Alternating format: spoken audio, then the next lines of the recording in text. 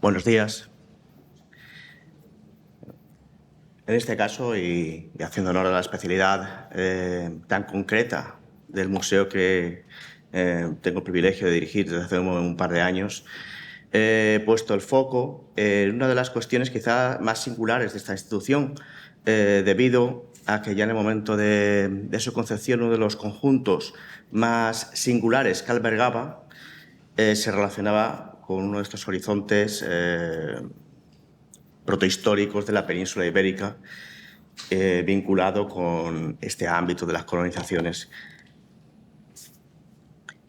La charla que he planteado, la conferencia, me gusta siempre poner este esquema previo para poder seguir un poco el hilo de la idea que voy a ir siguiendo a lo largo de la conferencia. Pues bien, en primer lugar me gustaría dedicar unas someras palabras al concepto y al estado de la cuestión, para pasar posteriormente a tratar dos casos muy concretos, voy a anunciar, vinculados a este museo, Cartagenero, el Pecio Fenicio del Bajo de la Campana y, por otra parte, los barcos de Mazarrón. Y, finalmente, esbozar, siguiendo las líneas indicadas en el título de la conferencia, pues los dilemas museísticos en estos casos tratados. Al abordar el concepto y esta la cuestión, por una parte, esto es obvio, definir los horizontes culturales a los que nos estamos enfrentando. Por una parte, la colonización fenicia, púnica y también griega en el ámbito de la península ibérica durante el primer milenio antes de Cristo, y por otra parte este contraste con lo que podrían considerarse las culturas indígenas, el sustrato preexistente, que de algún modo va asimilando estas novedades tecnológicas, y así se ha propuesto en múltiples ocasiones en los últimos años. Por otra parte, una delimitación contextual, puesto que tenemos esta distinción, que seguramente mi compañera Marta Arcos hubiera presentado con anterioridad, ahora sé que va a tratarlo en su conferencia, esta distinción entre el ámbito marítimo, que parece que es la vocación natural de la arqueología subacuática, y, sin embargo, el contraste que habría que establecer con las aguas continentales. Las aguas continentales, en tanto en cuanto hay muchos bienes que son sumergidos, por un ejemplo, en estructuras como los pantanos que se vinieron construyendo fundamentalmente en la posguerra, y, por otra parte, este ámbito tan inexplorado, que vendría definido por la arqueología fluvial. La arqueología fluvial está explotada de un modo muy, muy somero, por no decir prácticamente nulo, en el ambiente de la península ibérica. También es verdad que es un espacio, pues es un contexto muy difícil de acometer debido a la singularidad de nuestros ríos. Me valdría la pena hacer algún tipo de ensayo al respecto. Vamos a centrarnos en el ámbito marítimo y, en relación a esto, los tipos de yacimientos subacuáticos. Distinguir nuevamente, esto me gusta comentarlo siempre que realizo alguna visita en el museo, no toda la arqueología subacuática está en el mar, pero no toda la arqueología subacuática son pecios, que corremos el riesgo en un museo como el que dirijo de convertirnos en un museo de arqueología naval, cuando hay muchas más cosas que explicar. Y en este caso habría que contrastar entre lo que son los pecios. Es una palabra muy singular, eso en muchos idiomas tenemos simplemente la idea de naufragio, y en el castellano tenemos esa suerte de tener una palabra antigua, de hecho viene relacionada con pieza, que es una palabra, un término muy arqueológico, y aparece ya en las partidas de Alfonso X, y digamos que define el barco y su cargamento. Y, por otra parte, otro tipo de yacimientos, entre los que se pueden englobar vertidos que se han producido en el entorno subacuático, como he dicho, pues algunas estructuras que se han sumergido, infraestructuras portuarias. Hay un amplio abanico de posibilidades. En todo caso, estos matices, y centrándonos en la cuestión de los pecios, no tenemos una lista muy extensa, la verdad. En el Mediterráneo tampoco es algo muy habitual, son casi casos muy singulares. Por una parte, los ordeno, como se puede comprobar, en un sentido cronológico. Tendríamos el Bajo de la Campana, es uno de los ejemplos más tempranos, y además es un caso al que le estoy cogiendo especial cariño. No, se integró en el museo, la mayoría de los bienes se integraron en el museo cuando este ya había sido construido, se ya desarrollado la nueva sede. Eso es algo que vamos a explicar posteriormente y ha generado un gran problema. En todo caso, es un pecio que puede definirse claramente como fenicio. Mucho más afamado, por lo menos mucho más mediático, ha sido el caso de Mazarrón, los barcos 1 y sobre todo el 2, debido a la cuestión de la extracción de estas estructuras, y que viene datándose tradicionalmente en el siglo VII, aunque últimamente se tiende a desplazar más la cronología hacia el siglo VI. Es muy interesante también el caso de Cala Sant Vicenç, que fue además publicada de modo sistemático en una excelente monografía sobre el tema de este barco asociado a un horizonte cultural griego y que se encuentra en el entorno mallorquín. Y en todo caso, bueno, fue publicado por Xavier Nieto, que es uno de mis predecesores en el cargo. También, tenemos aquí un ejemplo del SEC, este pecio también que fue acometido una intervención bastante antigua, pero que viene revisándose actualmente. Es un pecio. El horizonte cultural no está del todo bien definido.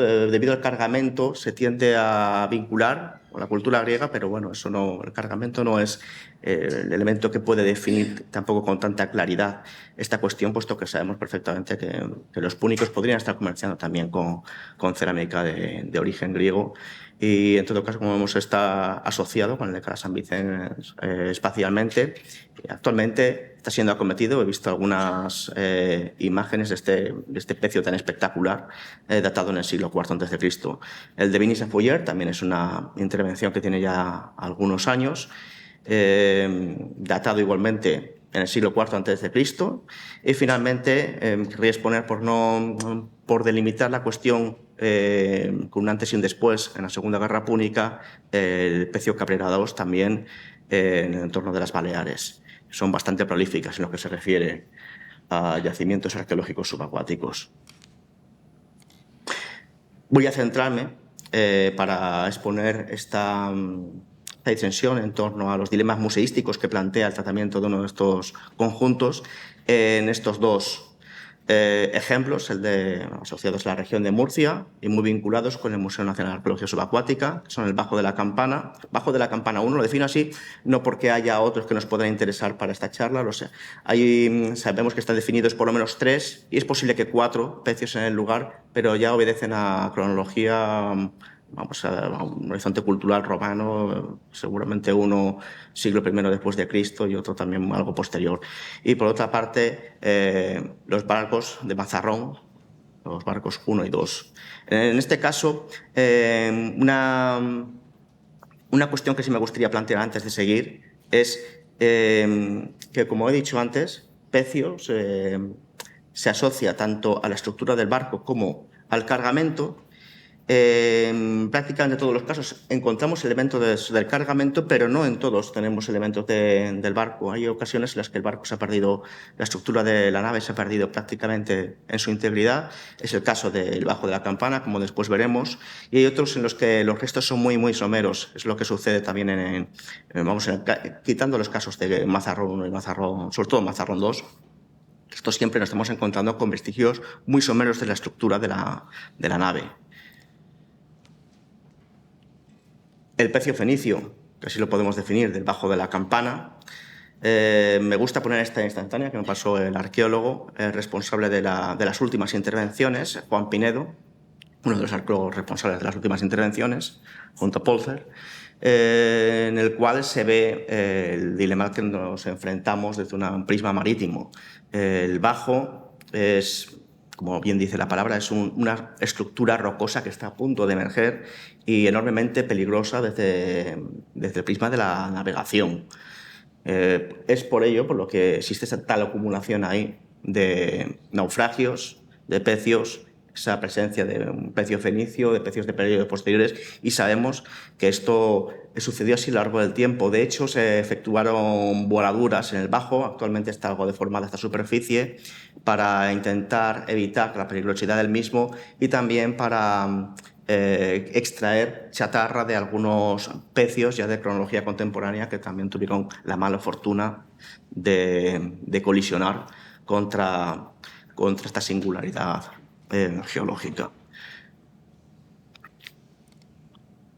Entre los materiales, o sea, eso de que está ese dilema de si el barco se encuentra en el sitio o no. Estamos ahora actualmente trabajando en el desarrollo de una exposición temporal con su correspondiente catálogo y me encargué de la cuestión de la vida a bordo porque hay indicios de que no es que la nave zozobrase y arrojara el cargamento, es posible que simplemente no la hayamos encontrado, esté algo desplazada o que sencillamente no se haya mantenido ningún fragmento de la misma. Solo el Teledo Navaris puede encargarse de hacer desaparecer hasta el último fragmento. Sin embargo, hay indicios que para mí nos llevan a considerar que el barco está ahí, que no es simplemente una presencia de material aislado. Entre otros, esta primera instantánea que he puesto se refiere a los cepos de anclas líticas que aparecían en el lugar, todos concentrados en una misma zona. Esto para mí es muy importante porque sabemos que las naves en este periodo llevaban varias anclas a bordo. Era un elemento fundamental para intentar agarrarse al entorno marino y evitar una colisión como estas, o bueno, un elemento de gran seguridad. Por eso no se podía llevar un solo ancla, había que cargar con varias y esto sucede hasta prácticamente la actualidad. Hay también elementos halógenos al propio entorno, como estas piedras que fueron recogidas en una cantidad enorme, los tenemos almacenados ahí en el museo. Son piedras que no son propias del entorno y se interpretan como restos del lastre de la embarcación, un lastre enormemente necesario que, combinado con el cargamento, permitía la flotabilidad de la embarcación.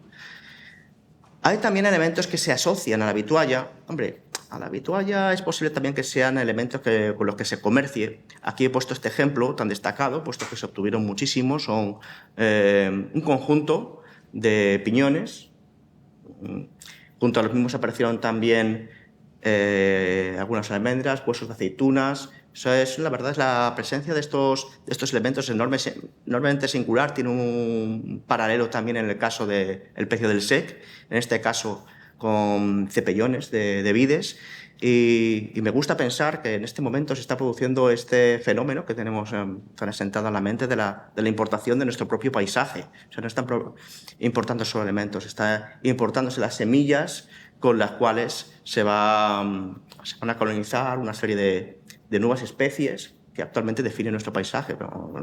El olivo y la vid son dos ejemplos muy claros y el del almendro también. Y por otra parte hay algunos elementos que denotan marcas de uso, como esta lucerna también, que tiene ahí esos indicios de termoalteración en la zona de las picas, con lo cual puede estar asociada a estos elementos utilizados por la propia tripulación, que no eran objetos de comercio, hasta no asociados al comercio.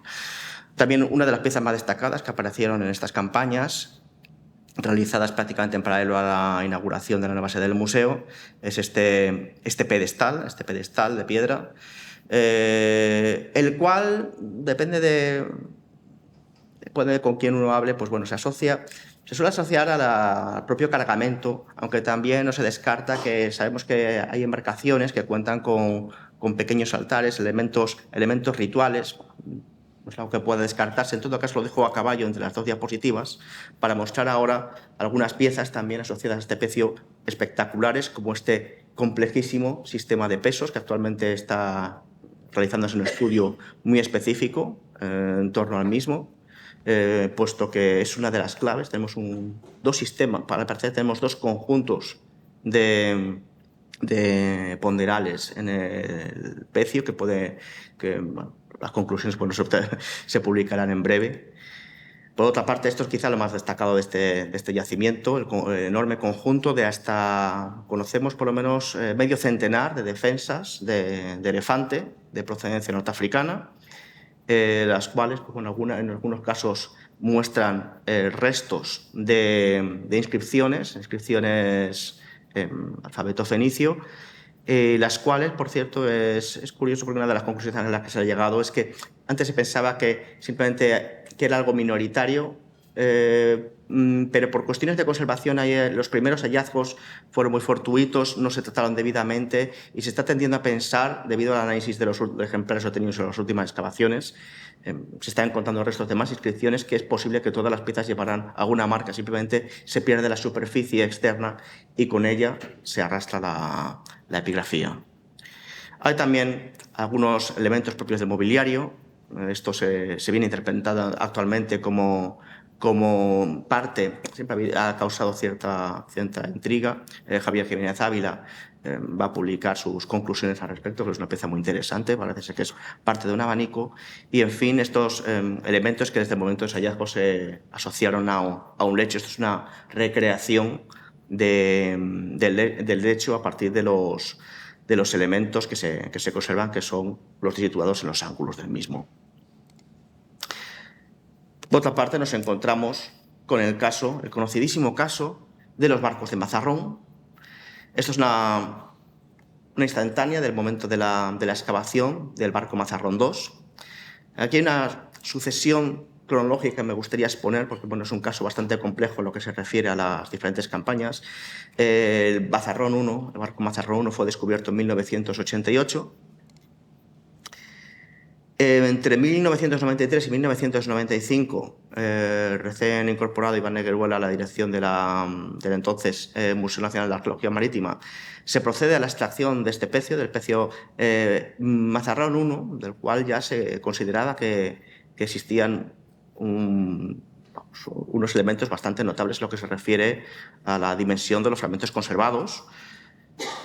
Y casualmente, como veis aquí, entre medias de estas dos fechas, se produce casualmente el descubrimiento del Mazarrón II. Así suceden las cosas muchas veces en arqueología, que ya es casual que en el momento en el que se está procediendo a la extracción de uno, al parecer durante una prospección visual del entorno, en un momento de descanso, alguien localizó algunos restos que estaban emergiendo. Se procedió por aquel entonces a realizar una somera intervención. Se valoró que era una embarcación con unas características no idénticas, pero sí similares a las del pecio Mazarrón I, se decidió proteger para acometer la excavación y la protección mediante una estructura metálica entre los años 1999 y 2001. Posteriormente, esta estructura, precisamente para garantizar la frágil conservación del pecio, hay que entender que estos pecios están surgiendo debido a un cambio en la dinámica del litoral. Estos pecios han estado protegidos, han estado cubiertos, han estado enterrados durante siglos, prácticamente desde el momento de su hundimiento. Sabemos por un nivel de posidonia oceánica asociado al pecio Mazarrón II, que prácticamente se le sometió a pruebas de carbono 14 y daba una cronología muy similar a la del pecio, con lo cual se determinó que prácticamente en el momento de su hundimiento se produce el enterramiento de estos restos. Es por eso por lo que se conservan también, una de las explicaciones. Y el hecho de que hayan emergido es una circunstancia motivada de algún modo por el ser humano, y que en condiciones normales de no intervenir, estos pecios seguramente hubieran desaparecido con enorme rapidez. Y es posible que pase lo mismo, haya pasado en otras ocasiones a lo largo de la historia. Me quiero imaginar, ¿no? O sea, que surgirían barcos. A lo mejor en el siglo XV son hallazgos discretos que aparecen y desaparecen en el mismo momento. Pues en este caso nos encontramos que hemos tenido la suerte de poder realizar esa mirada al pasado en el momento en el que se produce el mismo hallazgo. Ya digo, se ha abierto la caja en muy pocas ocasiones. Una de ellas fue en 2008, con motivo de la inauguración del museo en su nueva sede, y se procedió a unos trabajos de documentación. De ese momento procede esta famosa instantánea, que ha cortado intencionadamente los márgenes de la caja. Es una instantánea de Moya, la verdad, bastante atractiva. Y por otra parte se realizaron también efectuó Casaban un trabajo fotogramétrico bastante detallado del pecio. En relación a los barcos de Mazarrón, ya he dicho que la estructura del barco Mazarrón I es mucho más parcial, se conserva de un modo mucho más parcial que la del barco Mazarrón II. Y en el caso del barco Mazarrón II, a mí me gusta destacar que, aparte de que se conserva prácticamente íntegro el casco, hay algunos elementos asociados también de gran valor.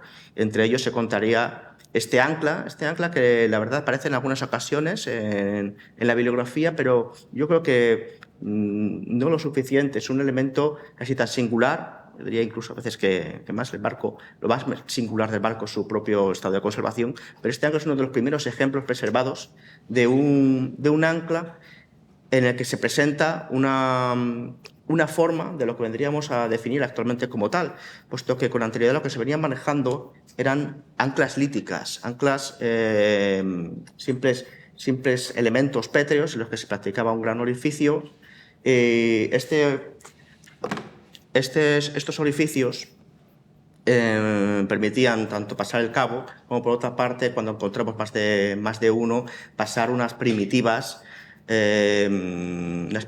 uñas, que son las que van dando la idea de conformar piezas como esta, piezas que ya tienen definido todos los elementos propios del ancla actual, la caña, las uñas, el cepo. Pues, como veis, es una pieza de gran valor. Posteriormente ya se van a ir perfeccionando. El cepo no se va a realizar a partir de madera, sino que se va madera inyectada en plomo para obtener algo de peso, sino que se va a efectuar directamente en plomo o en piedra, como he visto en el caso del bajo de la campana. Bueno, este es un caso enormemente singular y he querido traerlo aquí, como siempre suelo traer a colación cuando hablo del caso del barco de Mazarrón. Aquí tenemos, por ejemplo, he querido traer también esta reciente adquisición del museo, puesto que refleja iconográficamente a partir de una ceca griega cómo estarían conformadas una de estas primitivas anclas con dos uñas de madera realizadas a partir de elementos de madera, de postes individualizados. Y ya pasando a la última parte de la conferencia, los dilemas museísticos relacionados con los casos tratados.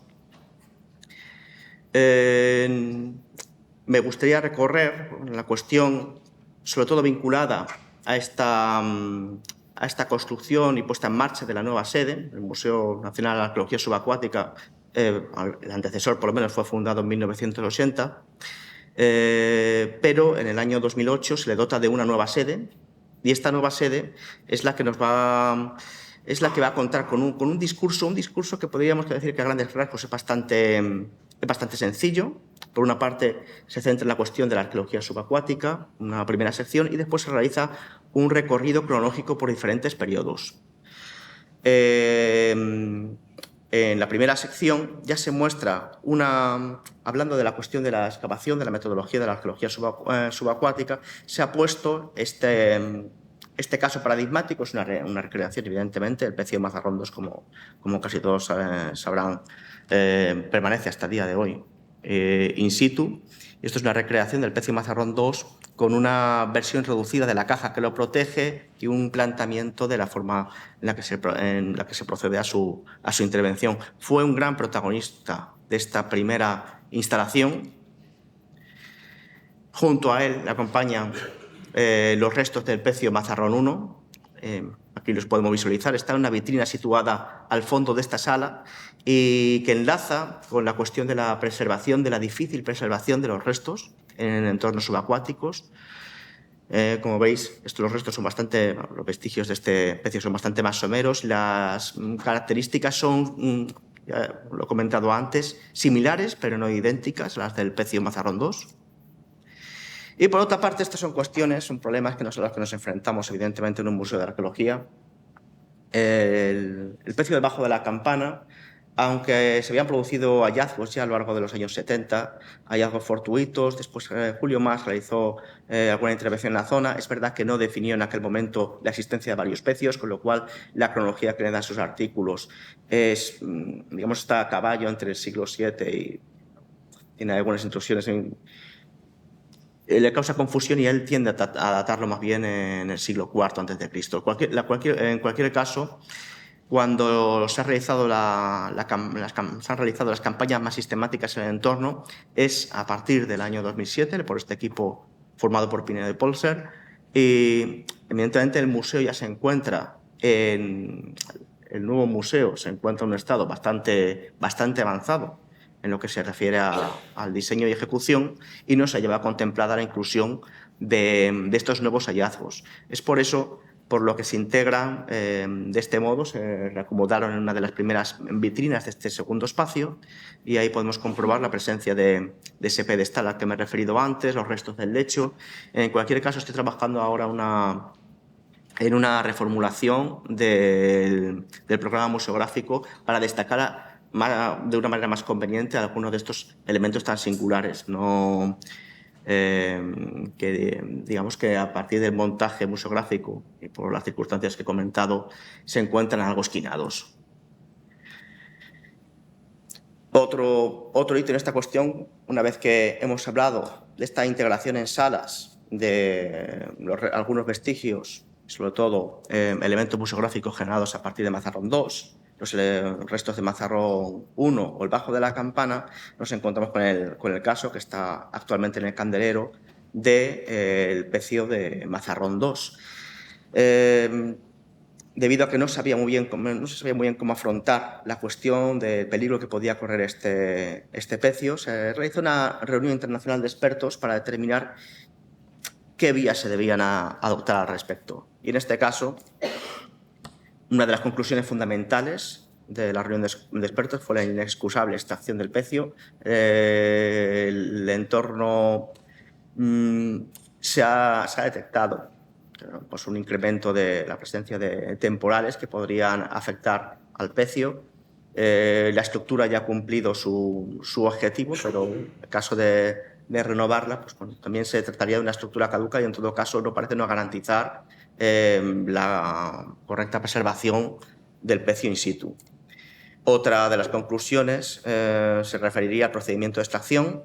Ahí se pusieron varios ejemplos de extracción fragmentada en diferentes niveles y extracción en bloque.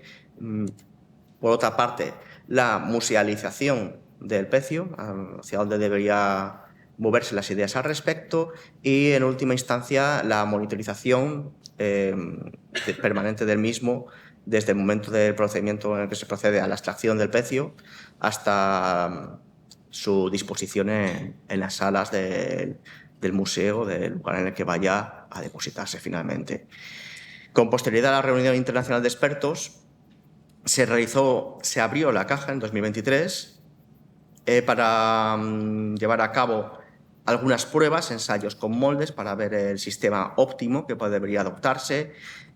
También se realizaron unos nuevos trabajos fotogramétricos ante la idea de poder utilizarlos en el procedimiento final, que, según voy a indicar, son las instalaciones en las cuales se va a acometer el tratamiento del pecio. Y he querido traer a colación esta imagen en la última diapositiva de esta presentación para mostrar la idea que se tiene respecto a cómo se va a extraer el pecio. En este caso, tras un concienzudo estudio por parte de la Universidad de Valencia, se determinó que lo idóneo, debido a algunas experiencias sufridas en el pasado con pecios de cronología antigua, digamos que las extracciones en bloque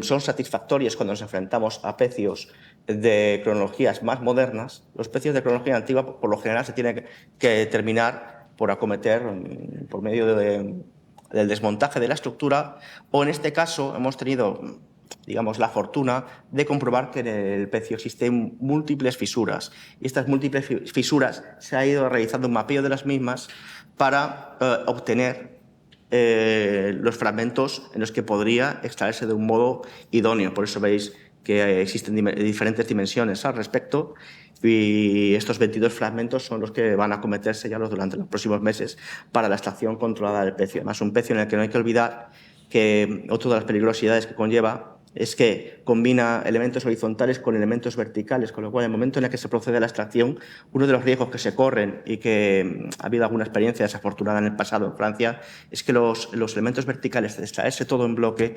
en el momento mismo de la extracción, ante el nuevo peso que adquiere la estructura fuera del agua, se colapsen y acaben por destruir dentro del molde, del único molde, la estructura de la embarcación. Es por eso por lo que el sistema elegido por la Universidad de Valencia ha sido finalmente este. En el momento en el que se proceda a la extracción, serán entregados los fragmentos a Arquatec donde se procederá a su desalado, posteriormente a su impregnación en polietilenglicol, en PEG, y finalmente a su tratamiento, a su liofilización, en el nuevo equipo que para ello va a adquirir durante el próximo año el Ministerio de Cultura y que se va a poner las instalaciones de Aquatec de nuevo en la vanguardia a este tipo de instalaciones dentro del ámbito europeo. Bueno, muchas gracias por vuestra atención.